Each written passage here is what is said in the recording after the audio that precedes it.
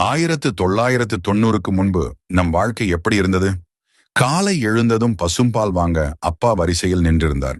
வாங்கி வந்த தண்ணீர் கலக்காத பாலில் அம்மா டீ போட்டு கொண்டு வந்தார்.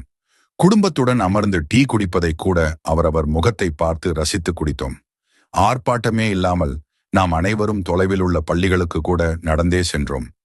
ஆசிரியரின் மீது மரியாதையும் பயமும் இருந்ததே தவிர ஒரு நாளும் ஆசிரியரை தரக்குறைவாகவோ இழிவாகவோ ஒரு மாணவனும் நினைத்ததில்லை.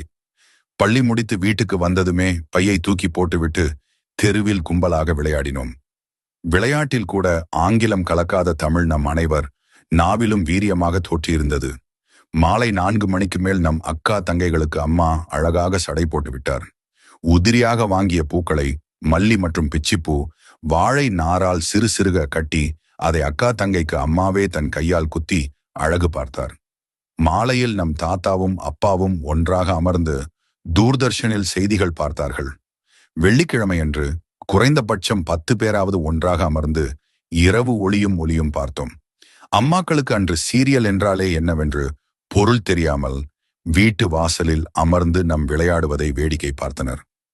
ஊற வைத்த அரிசியை ஆட்டுக்கல்லில் போட்டு அம்மா இட்லிக்கு மாவை அரைத்தார். அதிகபட்ச அப்பாக்களுக்கு சிகரெட் மற்றும் குடிப்பழக்கம் இல்லாமல் இருந்தது. ஞாயிற்றுக்கிழமை மதியம் தூர்தர்ஷன் மாநில மொழி திரைப்படத்துல தமிழ் படம் வராதா என ஏங்கி இருக்கிறோம். ஞாயிறு மாலை டிவியில் திரைப்படம் பார்ப்பதால் தெருவில் காக்கைகள் கூட பார்க்க முடியாத சூழ்நிலை இருந்தது. ஞாயிறு பார்த்த படத்தை பற்றிய விவாதம் திங்களன்று பள்ளி நண்பர்களிடத்தில் தொடர்ந்து கொண்டே இருந்தது. உறவினர்கள் வீட்டிற்கு வந்தால் அவர்களுக்காக வாங்கிய குளிர்பானத்தில் நமக்கும் கொஞ்சம் தருவார்கள் என காத்து கொண்டிருந்தோம். தீபாவளி, ரம்ஜான் என பண்டிகை காலங்களில் புது துணி எடுக்க குடும்பத்தின் ஒன்றாக சேர்ந்து போனோம். அம்மா அப்பா வாங்கி கொடுத்த துணியை மட்டுமே அணிந்து அழகு பார்த்தோம். ஒரு தெருவிற்கு 2 பேர் காதலிப்பதே அபூர்வமாக இருந்தது. அன்றைய காதலர்கள் காதலில் தோற்றால் தற்கொலை செய்து கொண்டனர். பண்டிகை காலம் வந்தால் வாழ்த்து அட்டை, கிரிட்டிங் கார்டு வாங்க கடைகளில் அலைமோதினோம். 10வது மற்றும் 12வது ரிசல்ட் பார்க்க தினத்தந்தி வாசலில் தவம் கிடந்தோம். யாராவது செல்போன் சாதாரண 1010 வைத்திருந்தால் அதை ஆச்சரியமாக வாங்கி தொட்டு பார்த்தோம். நம் அக்காவும் தங்கையும் குதிரைவால் சடை போட்டு வீதிகளில் வலம் வந்தனர். பணக்கார வீட்டு இளம் பெண்கள் BSASLR சைக்கிள் வைத்திருந்தார்கள். 10ல் குறைந்தபட்ச 8 வீட்டில் உள்ள குழந்தைகளிடம் உண்டியல் பழக்கம் இருந்தது. போன கரண்ட் திரும்ப வந்ததும் கைத்தட்டி ஆரவாரப்படுத்தினோம். வருடத்திற்கு ஒரு முறை குடும்பத்துடன் சினிமாவுக்கு போவதே பெரிய விஷயமாக இருந்தது. வீட்டில் யாருக்காவது திருமணம் நடந்தால் கிடைக்காத ஏதோ ஒரு அபூர்வ பொருள் கிடைத்தது போல் மிகுந்த மகிழ்ச்சியுடன் காணப்பட்டோம். ஊருக்கே ஒருவரோ இருவரோ தான் வெளிநாட்டில் வேலை பார்ப்பவராக இருந்தார். 10ல் 8 கன்னி பெண்களின் தார்மீக ஆடை தாவணியாக இருந்தது.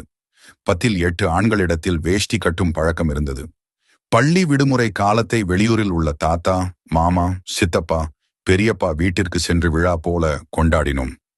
கிணற்றில் குளிக்கும் பழக்கம் இருந்தது. பலருக்கு நீச்சல் தெரிந்திருந்தது. அடிக்கடி காய்ச்சல், தலைவலி வந்தது கிடையாது.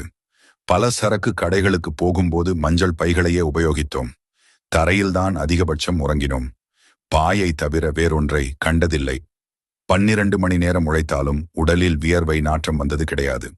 இவை அனைத்தையும் விட அப்பா அம்மா சொல்படி கேட்டு அனைவரும் நடந்தோம்.